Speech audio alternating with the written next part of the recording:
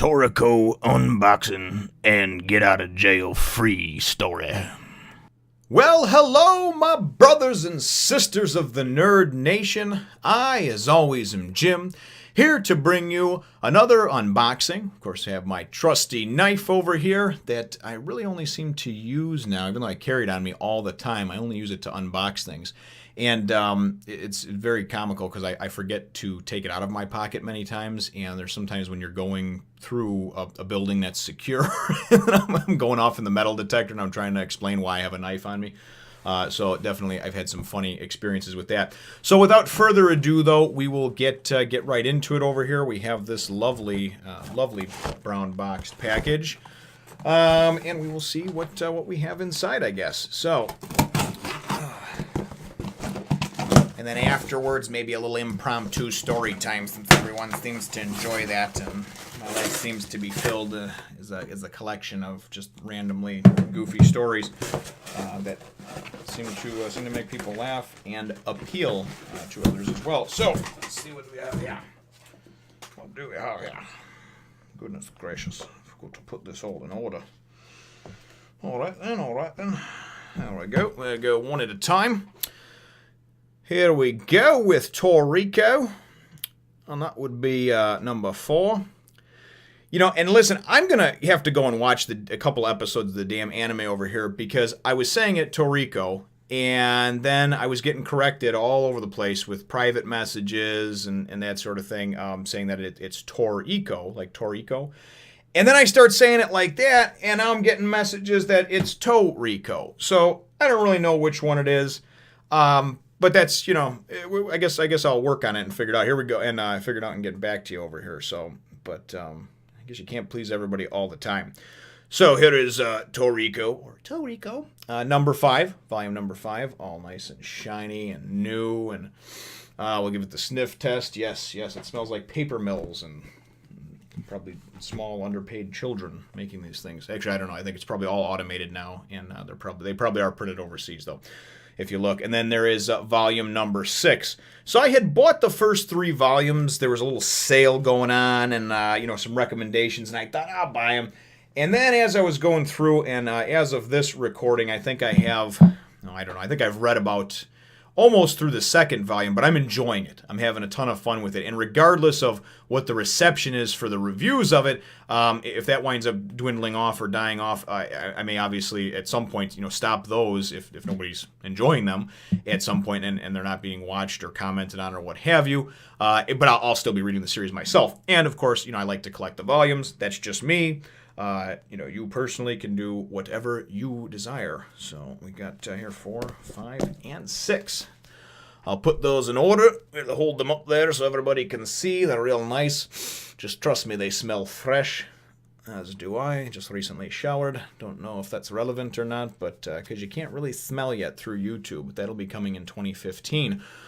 And I don't know whether that'll be a good or bad thing. So there we go. We've got volumes 4, 5, and 6, and we will be loaded up for Toriko for the next probably a couple of months. I have been trying diligently to put them out on a Monday through Friday schedule. I do not know if that schedule will stick, though, and will stay, because I have been getting requests to do Walking Dead comic reviews, as well as the Attack on Titan manga. And it's not that I can't handle trying to shift and get all the things out there.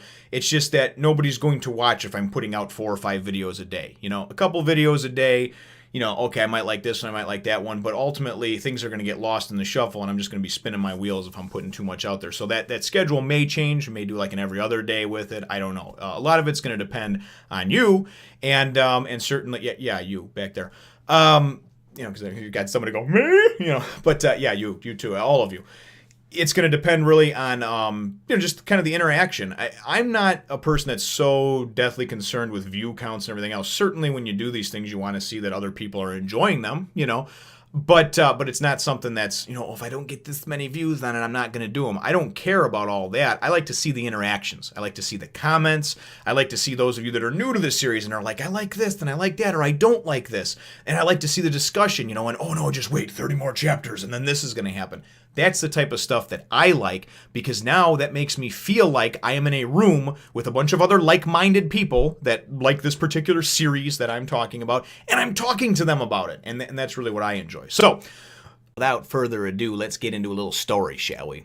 So we're going to go way, way back, probably close to 20 years now. I was 16, maybe 17 years old. Me and a good friend of mine who also worked with me for my father's company, we did construction work. My friend decided to be a nice guy and volunteer to give this good friend / love interest of mine that I was friend zoned by, this girl Kelly, a ride to get out by her brother and sister-in-law in Fort Wayne, Indiana.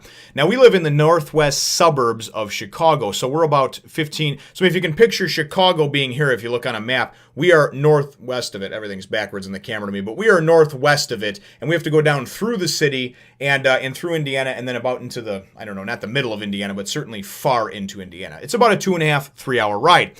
So something fell through with the ride that Kelly was going to get out there to visit. It was over the summertime, and she was going to visit her brother and sister-in-law, and something fell through. So Justin says, hey, no problem. He had just recently obtained a car. He owned a Buick Skylark. Don't know why that's important, but I remember that he had one. And he says, listen, man, throw me $20 for gas, and I'll take you out there. So, of course, we were going to be like, oh, cool, road trip. So I told my parents that even though we had to work early the next morning, Justin and I worked together. So I told them that I was spending the night at his house, crashing at his place. You don't sleep over when you're 16 or 17. You crash at people's houses, We're just going to hang, because sleepover sounds a little bit weird. So we decide we're going to do that and just kind of take a road trip with the three of us. Now, remind you, almost 20 years ago, you got like a map book, okay? If anything, we didn't even have a map or a map book. You have no GPS. You have the directions that the person you're riding with gives you. So we leave at a terrible time. We hit a bunch of traffic. The 2.5, 3 hour drive wound up being like a 5 or 6 hour drive because we hit a bunch of traffic getting out of Chicago. Kelly got turned around and screwed up and put us on the wrong route. Instead of this interstate, we were supposed to go down south, and we wound up going east for 30 miles. So basically, we wound up getting there much later than anticipated. We meant to go and get there, hang for maybe an hour, chill, relax, get back in the car and come back and be back by like 9, 10 o'clock at night. So we get a good night's sleep for our early workday the next morning at 4 or 5 a.m. So we get out there. It's been 5, 6 hours. On the way out, too, his headlights go out, and he has nothing but the use of his brights. So for the last hour or two of the trip out there and the entire way back, we're getting, just people laying on their horns, flicking us off, yelling all kinds of obscenities at us that are oncoming, and even the ones behind us or in front of us, because they think that we're just being assholes and putting the brights on. So we get Kelly safely out to her brother and sister-in-law's place. We give hugs, tell everybody goodbye, grab a soda on the road. We're both slap happy because we've been in a car now for way more hours than you should be, especially at a young age like that, right? So we're just laughing and being goofy, and people would probably perceive us as being high as kites, but we actually weren't, at least not this particular time. So we're driving back, and it's later now. It's late at night. I don't know. It's maybe 11 o'clock at night, and we've got this 3 hour journey back home, 2.5, 3 hour journey back home. And Justin's like, fuck it, I'm going to make it in like 2 hours. So he's flooring it the whole way. Now, when we're on the back country roads, he's doing like maybe 90, but he doesn't want to push it too much because he doesn't know the roads, and they're very thin, Once we get on the interstate, we go and Kelly's sister-in-law, who is obviously a couple sandwiches shy of a good picnic, she tells us it'll be faster if you guys take the Skyway, right? It's not faster if you take the Skyway. It's actually more ridiculous because you have to go through the heart of downtown Chicago to get home. But I guess she heard that from somebody once and told it to us, and no GPS, and we're stupid teenagers. We just know we're in Indiana and we need to get back to Illinois, right? So we're like, okay, the Skyway, how you get there? So she tells us, and we take the Skyway back, and it's like this 20-mile highway that's all lit up, and it's called the Skyway because it's actually, there's parts of it that are really cool because you can see the city and the lake and everything, and you're actually kind of raised up above it. So we're cruising back the whole way, and once we get on this Skyway, Justin floors it, right? And he's got the needle buried, 120, 130, whatever it was buried at on his 92 Skylark, We're cruising, right? We're so tired but yet, and out of it, but yet slap happy. He's not falling asleep at the wheel or anything like that. He's still competent, but he's just not really paying attention to things like, maybe that's a cop up there, right? So we go, and 120, whatever it was, right by a fucking cop, right? So all of a sudden, boom, he pulls out. He's on the center lane. He comes flying after us. He puts the cherries on.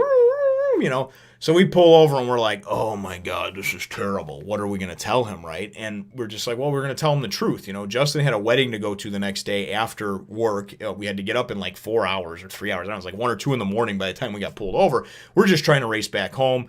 We're tired. We're kind of slap happy, a little bit out of it. We didn't really realize, how fast we were going. So that shit all sounds good on paper, right? But the cop comes over and he's got the big handlebar mustache, and they always try to intimidate you anyway. And he's a big overweight guy, and he's jangling. Comes over and he rolls down. Justin rolls down the window, and he says, "Do you know why I pulled you over?"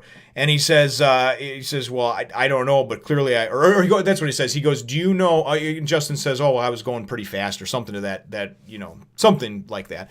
And he goes and he says, do you know exactly how fast you were going? And Justin says, exactly? No, but it obviously wasn't fast enough if you caught me. And I just bust out laughing. He's laughing, whatever. The cop did not find it very funny. He made several threats to us about what he would do, and you're going to do this, and just the intimidation factor, and kept calling me funny guy and all this other shit, right? So he gets Justin's license and registration, and before he goes back and he asks why we're going, and we tell him everything that we were going to tell him, and we're like pleading with him to let us go. And he's like, do you understand that this is a 65 mile an hour zone? Anything over 15 miles over the speed limit is considered a felony. I have to, by law, take you in. You have to go to downtown processing, Cook County processing, 26th in California, where we bring the druggists, the murderers, the rapists, the heroin addicts, right? That's where you have to go. And it's going to be a $500, your car's getting impounded. It's a $500 bail for you. It's going to be like a $251 for you because I just happen to be sitting in the passenger seat, right? And, blah, blah, blah, and I'm going to get nailed with a ticket and a fine for being out after curfew, all this other bullshit. So we're like, oh my God, we're shitting bricks, right? Because our parents didn't even know we went. I told my parents I was sleeping over at this dude's house. And they have no idea we've even left the state, right? And my parents, I'm the oldest of 6, but at this point, my parents were very, very protective over me, the firstborn, that sort of thing. And his mom was too, as well.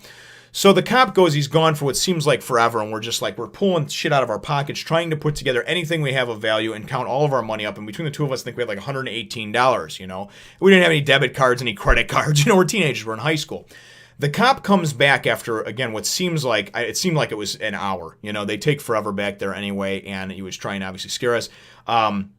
He didn't call in for backup yet, and a lot of times they will, but we were just two harmless teenagers, right?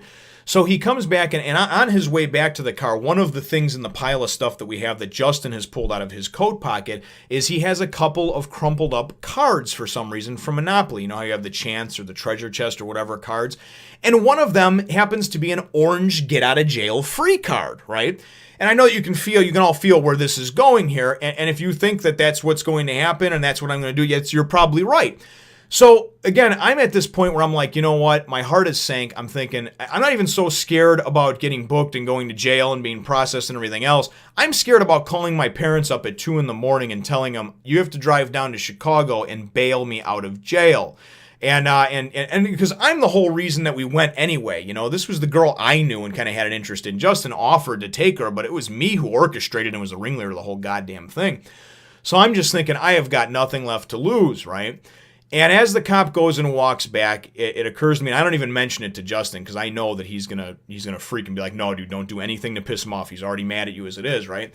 So the cop comes back over and he's like, okay, well, now, I'm waiting for my backup to get here, and we're gonna have to get out of the car. We're gonna search your price. I'm gonna read your rights, all that stuff. He's giving us the whole rundown, so don't be nervous, blah, blah, blah. But he's still being a real asshole, So I go and I'm like, I got nothing left to lose. And I'm like, hey, excuse me, officer. And he says, he leans down with his flashlight, shines it right in my goddamn eyes, and blinded. He says, yes, son. And I said, officer, I was just wondering if I could use this. And I hand him this crumpled up card. I've unrolled it and I hand it to him, And he grabs it. He takes it. He looks at it. He's got it in his hand. He even shines his flashlight on it, right? Even though the highway's lit up where we're at, he just likes using this big mag light, right? He looks at it, and he's got this giant handlebar mustache. You can hardly even see his mouth, but all of a sudden we just see what looks like his cheeks turn up a little bit in his mustache, like he smiled, right? Smiles a little bit, real kind of stoic, and big, and like I said, he's been being a dick to us the whole time, He takes Justin's license and his registration, right? He tosses it back in the car. He leans down, and Justin has no idea what's going on, right? He's just still upset that I gave him the get out of jail free card. And he says, you know what? That made my day. He said, that really did. That brought a smile to my face. He goes, get the fuck out of here. And if I ever see either one of you again, there will not be another chance or another opportunity or another get out of jail free card. And he goes, I'm keeping this. He takes the get out of jail free card and he puts it in his pocket where his badge is hanging. Justin didn't wait to be told twice, man. Thank you, sir. He starts up the car and fucking flies away, and we're waving, And it was just, I don't ever condone doing anything like that for you younger, people that out there that recently have obtained a license or a friend has a license. We weren't really paying attention. It was certainly, definitely an error in judgment, and we should not have done anything like that. However, the moral of the story is that the get out of jail free card can be used on multiple levels and is very multifaceted. So that's definitely a good thing. I hope you enjoyed this, and certainly if you do, remember to leave a like, hit the thumbs up. Let me know if I should continue doing things like this, and certainly comments are welcome and appreciated as well. So I know that we're not just here just to see me do the next One Piece chapter review or what have you. So I hope everyone enjoyed, and if you do, we'll have more to come in the future, I suppose. We'll catch you in the next one, nation. Always remember, brothers and sisters, to look before you speed, or at least make sure there's no police around when you're doing it.